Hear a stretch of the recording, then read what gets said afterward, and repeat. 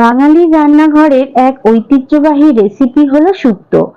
উচ্ছে, কাঁচকলা, আলু, বেগুন আর নানা সবজির সঙ্গে বিশেষ মশলার মেলবন্ধনে তৈরি এই পদ বাঙালির রন্ধনশৈলীর এক অনন্য উদাহরণ। আজ দেখব খুব সহজে কিভাবে বাড়িতে বানানো যায় সুস্বাদু শুক্তো। চলুন তাহলে আর দেরি না করে শুরু করা যাক আজকের আমাদের রেসিপি শুক্তো।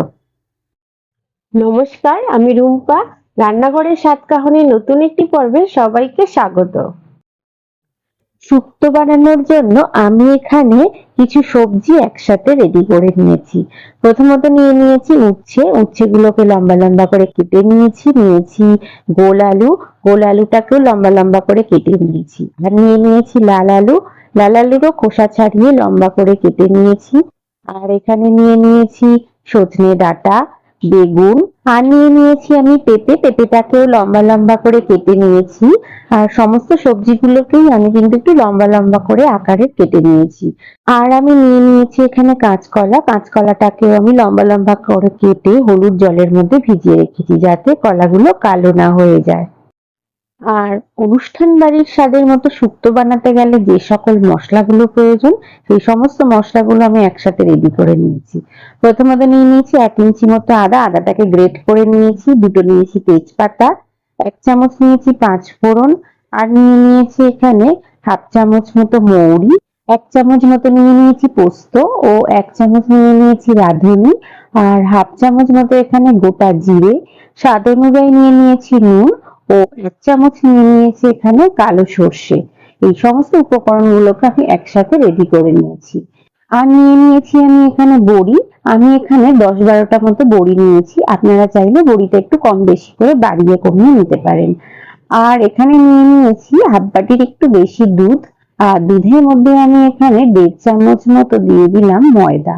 ময়দাটাকে খুব ভালো করে আমি দুধের সাথে গুলিয়ে নেব যাতে দুধের মধ্যে কোনো লাম্পস না থাকে। আর এই দুধের মধ্যে ময়দা দিয়ে যদি আমরা শুক্তোতে দিই তাহলে শুক্তোর গ্রেভিটা একটু ঘন হয় এবং দুধটাও কেটে যায় না। এখন আমি রান্নাটা শুরু করব। তার জন্য ওভেনে একটা কড়াই বসিয়ে নিয়ে কড়াই একটু গরম হলে ওখানে দিয়েছি 1 চামচ মতো 5 ফোড়ন, আর আমি এখানে দিয়ে দেব 1/2 চামচ মতো মৌরি, আর দিয়ে দেব 1 চামচ মতো রাঁধুনি। তারপর সমস্ত মশলাগুলোকে একটু হালকা ভেজে যখন একটা সুন্দর গন্ধ বেরোবে তখন আমি একটা প্লেটের মধ্যে মশলাগুলোকে ঢেলে নেব। আর এই মশলাটি সব শেষে যদি আমরা শুক্তোর মধ্যে দিই শুক্তোর টেস্ট কিন্তু অনেকটাই বেড়ে যাবে। এখন ওই কড়াইয়ের মধ্যে আমি দিয়ে দিয়েছি এখানে 4 চামচ মতো সর্ষের তেল। তারপর তেলটা একটু হালকা গরম হলে আমি এখানে বড়িগুলোকে দিয়ে খুব ভালোভাবে একটু এদিক ওদিক করে নাড়িয়ে বড়িগুলোকে ভেজে নেব। এখন আমি ভাজা বড়িগুলোকে একটা পাত্রের মধ্যে কিছুটা জল নিয়ে সেই বাটির জলের মধ্যে আমি বড়িগুলোকে একটু ভিজিয়ে দেব। তাহলে বড়ির যে এক্সট্রা তেল সেটা বেরিয়েও যাবে এবং বড়িগুলো নরম হয়ে যাবে। এখন আমি ওই কড়াইতে যে তেল অবশিষ্ট ছিল সেই তেলের মধ্যেই দিয়ে দিলাম কেটে রাখা আলুগুলোকে একটু নুন দিয়ে হালকা ভেজে তুলে নিলাম। আলুগুলো ভাজা হয়ে যাওয়ার পর আমি ওই তেলের মধ্যে দিয়ে দিলাম কেটে রাখা বেগুনগুলোকেও আমি একটু সময় নিয়ে হালকা করে ভেজে নেব। বেগুন ভাজা হয়ে গেলে আমি এবার ওই তেলের মধ্যে দিয়ে দিলাম কলা। কেটে রাখা কলাগুলোকে দিয়ে সামান্য একটু নুন দিয়ে দিয়েছিলাম। তারপর আবারও ভালো করে ভেজে নিয়ে আমি এখানে দিয়ে দিলাম উচ্ছেগুলোকেও আমি একটু হালকা করে ভেজে নেব। এবার আমি সমস্ত সবজিগুলো ভাজা হয়ে যাওয়ার পর ওই কড়ার মধ্যে যে তেল ছিল সেই তেলের মধ্যেই আমি দিয়ে দিলাম 2টো তেজপাতা, 1 চামচ মতো দিয়ে দিয়েছি 5 ফোড়ন ও দিয়ে দিয়েছি 1/2 চামচ মতো গোটা জিরে। তারপর ফোড়নটাকে একটু এদিক ওদিক করে নাড়িয়ে আমি এখানে দিয়ে দিলাম কেটে রাখা পেঁপেগুলোকে দিয়েও আমি একটু ভালোভাবে একটু ভেজে নিয়েছি। তারপর দিয়ে দিয়েছি কেটে রাখা লাল আলু এবং সজনে ডাঁটাগুলোকে। তারপর খুব ভালো করে একটু এদিক ওদিক করে নাড়িয়ে আমি সবজিগুলোকে একটু হালকা ভেজে নেব। আর এই সময় আমি এখানে দিয়ে দিলাম গ্রেট করে রাখা আদা তেলের মধ্যে। তারপর তেলের মধ্যে আদাটাকে একটু নাড়িয়ে সবজির সাথে খুব ভালো করে মিশিয়ে নিয়ে তারপর আমি এখানে দিয়ে দেব 1 চামচ মতো নুন দেওয়ার পর আবারও একটু সবজিগুলোকে ভালোভাবে একটু এদিক ওদিক করে নাড়িয়ে নিয়ে আমি এখানে দিয়ে দিলাম ভেজে রাখা আলুগুলোকে। তারপর আলুগুলোকেও খুব ভালো করে সবজির সাথে একটু এদিক ওদিক করে আমি নাড়িয়ে নেব। তারপর আমি এখানে ঢাকা দিয়ে সবজিগুলোকে 5-7 মিনিটের জন্য রেখে দেব মিডিয়াম আঁচে। এখন আমি পোস্ত এবং সর্ষেটাকে বেটে নেব। সর্ষেটাকে আমি কিছুক্ষণের জন্য জলে ভিজিয়ে রেখেছিলাম। এখন এই সর্ষে এবং পোস্ত একসাথে করে আমি শিলে ভালো করে বেটে নিয়ে একটা পাত্রের মধ্যে তুলে নিলাম। আর এদিকে দেখুন 5-7 মিনিট হয়ে গেছে, আমি ঢাকনা খুলে আবারও সবজিগুলোকে একটু এদিক ওদিক করে নাড়িয়ে নেব। তারপর আমি সমস্ত ভেজে রাখা সবজিগুলোকে এই সবজির মধ্যে দিয়ে আবারও খুব ভালো করে সবজিগুলোকে একটু নাড়িয়ে নেব। আর দেখুন আমি এই সময় যে পোস্ত এবং সর্ষেটা বেটে রেখেছিলাম সেটা আমি তরকারির মধ্যে দিয়ে দিলাম। তারপর আবারও খুব ভালো করে আমি সমস্ত সবজিগুলোর সাথে সর্ষে পোস্তটাকে মিশিয়ে নেব। আর এই সময় আমি দিয়ে দিলাম উষ্ণ গরম জল।